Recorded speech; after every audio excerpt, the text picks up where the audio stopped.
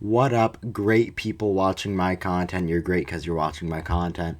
But I am going to be making fun of one of my old books. You guys probably don't know, but I used to write books when I was like 8, 9, around that area. I obviously quit because I was terrible at it, which is why I'm talking about one of my old books.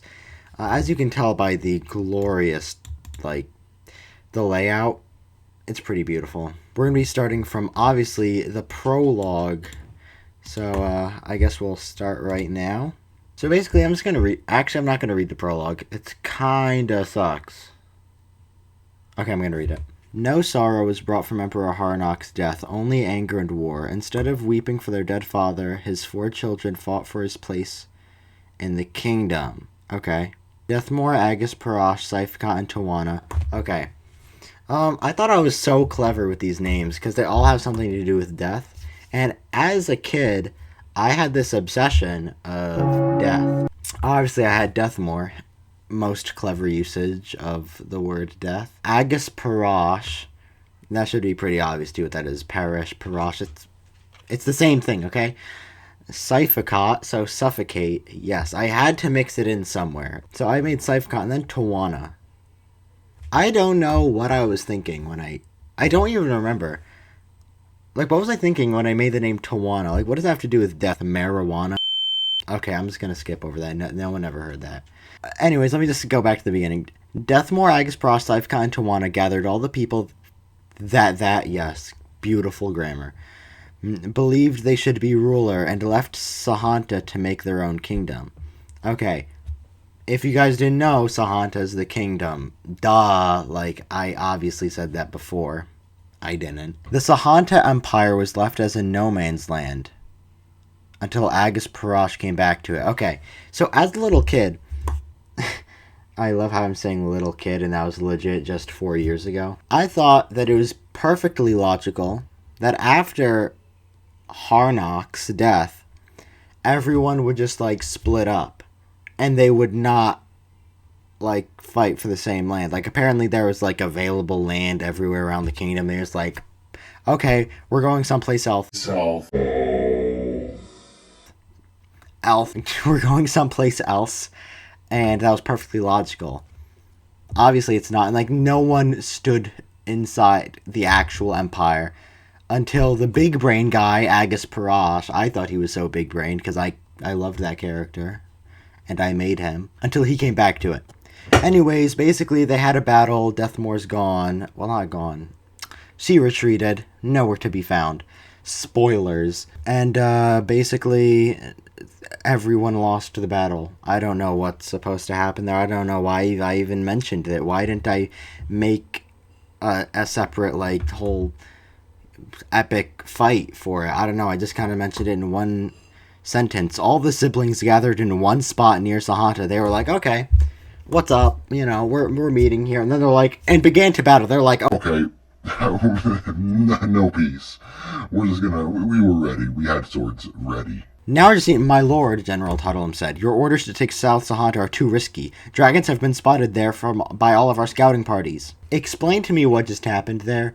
I just go from this and, like, no one could find her. Boom, my lord, General Tuttlem said. Like, what? I thought that, honestly, I thought that everything in this book made perfect sense. Like, this is like a movie in my head, which was probably the problem. Because in a movie, you can see the change in scenes. You can't see the change in scenes in a book. It just ended up being really chaotic, like everything just like happening all at the same time. But anyways, apparently the dragons are, South Sahanta is too risky because of dragons, you know. You gotta call the exterminator. You defy my orders, Agus roared, striking fear into Tuttlem. But of course, he wouldn't kill his best general. His first thought was, Just let me kill this guy. Then he's like, nah, he's my best general. I won't do it. Second best general? oh yeah, I'm totally killing this guy. My lord, it wasn't my idea to stop the scouting parties, Tuttlem insisted. You stopped the scouting parties? Dude, he just said that he didn't. Like, you fool, Agus yelled. I'm pretty sure that Agus is the fool, because The guy just said he didn't stop them, and then he's like, bruh, you stopped them. Anyways, basically, the whole point here is that the general is like, okay, we're gonna try to kill the dragons, and Parash is like, we're gonna capture them because we're big-brained. Now, there's a whole little change in scenes. I kind of have a little change in scenes whenever I put these 3 little dots there. I thought that was pretty big brain. But anyways, now we're at Tawana, aka Marijuana. So basically here, she's just like, she's basically done. Like, she's lost the battle already before it's even begun. She's like, oh, we have a little amount of warriors, but, you know, if you believe we can win. But she can't even convince herself. This is, like, big character building, you know. Very big brain way of doing it, too. And then she stepped towards her advisor, Montanbard. I got the good names, like Montanbard. I don't know what to do right now. No, you don't, Montanbard grumbled. What did you say? Tawana questioned. My point is, Tawana, surrender now before any other lives are lost, Montanbard sighed. This guy seems pretty big brain. I thought you would speak wise words, Tawana hissed. Okay, legit forget that I did that. That was disgusting.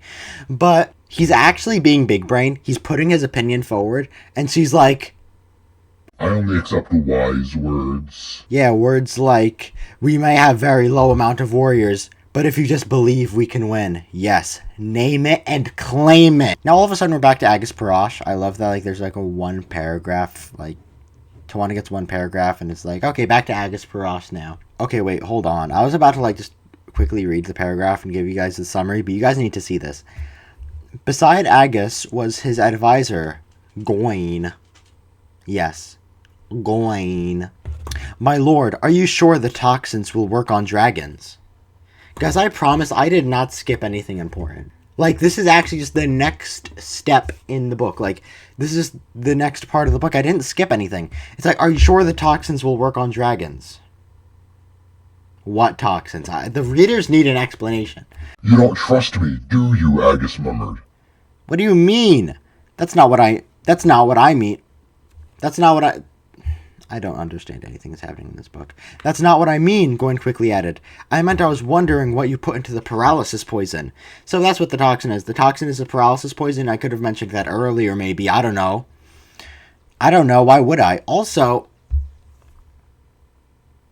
the scary part about the I don't know, why would I, is that this... He said, I was wondering what you put into the paralysis poison. So that means that this guy, this emperor, this king, or at least who's, like, who he wants to be emperor or king, but not quite. He was like, I'm going to go into the labs. I'm going to do some of the dirty work. I'm going to make this poison. Turns out he was very educated in the ways of paralyzing dragons. Now he's like, I don't know, why would I? You made the poison. He said, why what you put into the paralysis poison, not what the scientists or the toxologists, whatever you want to call them. You trust your people that much? What if they intend to kill the dragon? I have no idea what's happening in this book. Then they die, both the dragon and the people. The only problem is, who would kill the dragon? I'm so confused. Now go, I have a lot to think about. Like what? What's your next poison you're gonna put into the dragon's feed? That's what you're going to think about? Okay, so by the time the Gawain was gone, okay, I'm just going to summarize this real quick. Okay, no, this is dumb.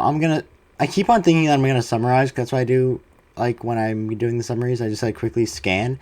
But, look at this. It brought great happiness to his mind that Tawana... Okay, I'm not going to say it this time, because every time I say it, it's cringe. Could easily be slaughtered.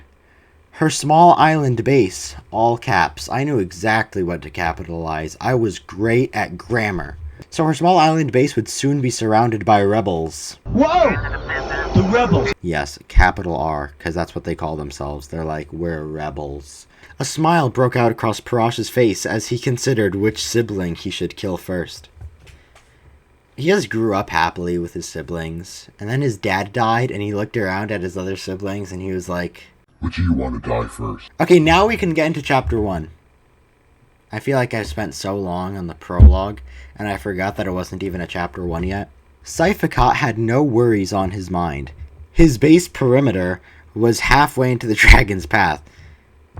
I guess you guys know. I guess it just means, like, the borders of his base.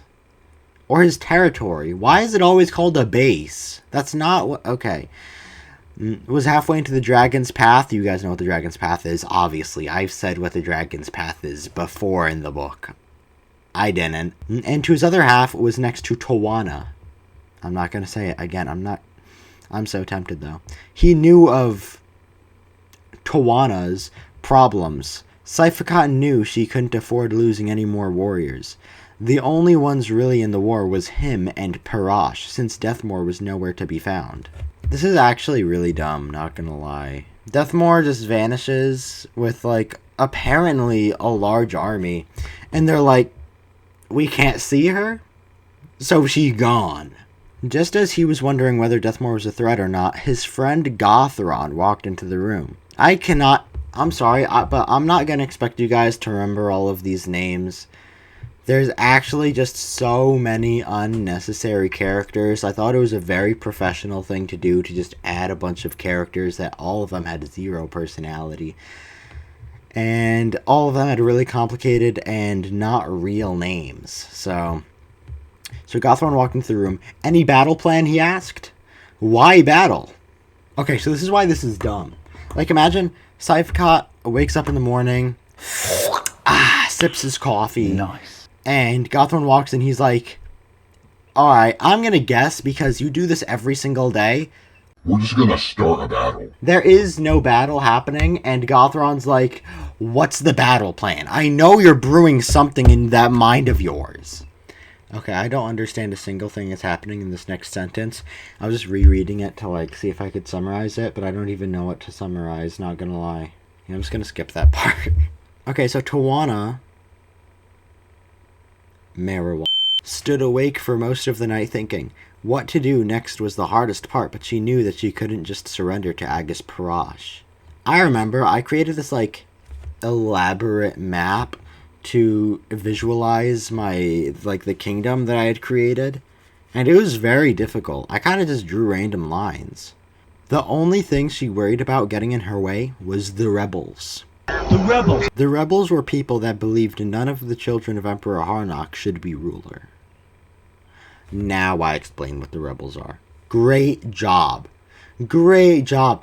Literally, the rebels come out and chat, like, the prologue, and 5 years later, chapter 1, by the way, but I think the times are slowing right now because I'm, like, dying at myself. So, 5 years later, now I know what the rebels are. That makes sense. And they're capitalized. They literally legit called themselves, we're the rebels. Want to really be a rebel? Get off your parents' car insurance. Okay, I promise this is not sponsored, though. Natwana had heard that they had a secret base in the Dragon's Path. Oh, it's not very secret now, is it? Anyways, there's someone at a door. Montenbard is there. So, Montenbard is just like, I haven't done anything bad, if that's what you were thinking. I love how Tawana kind of just, like, assumes that he's, like, doing something bad. He's not much of an advisor, if you ask me. But he's like, bro, Agus Parash waged war on us. And Tawana was like, I didn't expect that. Also, why am I wearing this headset? I wasn't even listening to anything. He's like, bro, he waged war on us. And she's like, I didn't expect this because I was being dumb. And this just happens overnight, by the way. By the way, I thought that they were already waging war against each other. I'm so confused. They had a battle. They're already, like, war times are among them. But apparently not. And Tawana's like, we must evacuate now. I used to think that waging war meant, okay, tomorrow we're gonna come in guns ablazing. And we're gonna blow you up. So Agus Parash was on his throne when the messenger came into the room. What did you say your name was? Agus growled. Ynir. I think I pronounced that right. Ynir. Send a peace treaty to Sifekat. He just finished killing like 1 trillion of Sifekat's men. He's like, let's make peace with him. He's like, tell him we might just be able to be friends until he finds Deathmore. He might just be. He's lucky if we become friends. Not brothers. We're not up to brothers yet again. Friends. Sir, how am I going to get there without being killed? You think I haven't thought of that? You will hold the flag of truce.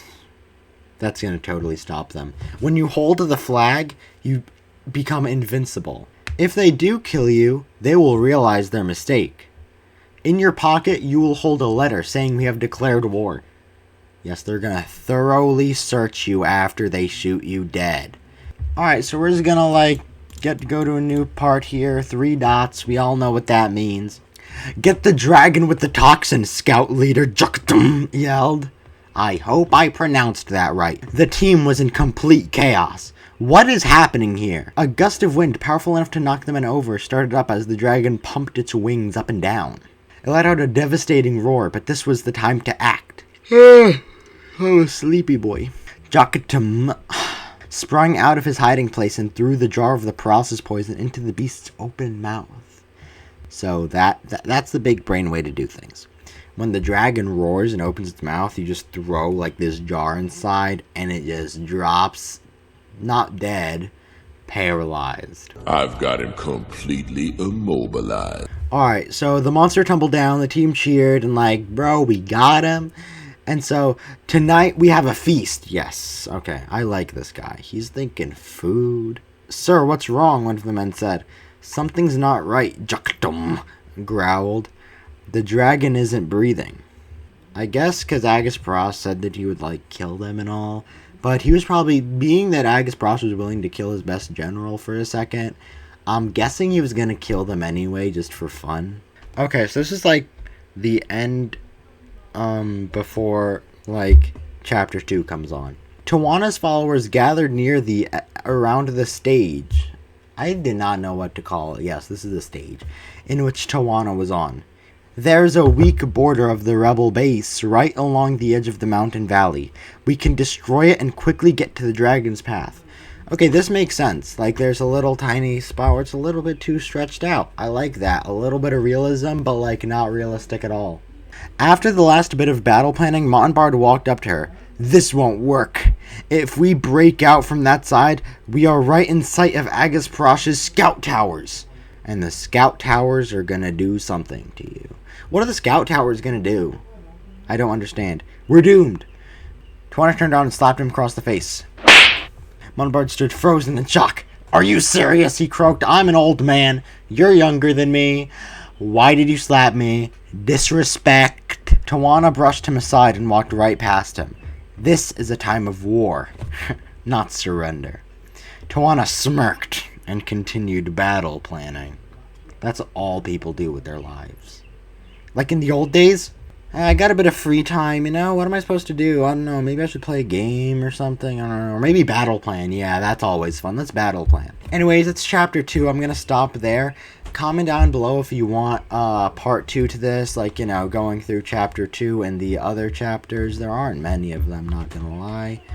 But I hope you guys enjoyed. Still gonna be doing a lot of content like this, so please like and subscribe if you liked this kind of stuff. I loved doing this, honestly, even if it sounded like I didn't. But yeah, I'll see you guys later. Bye.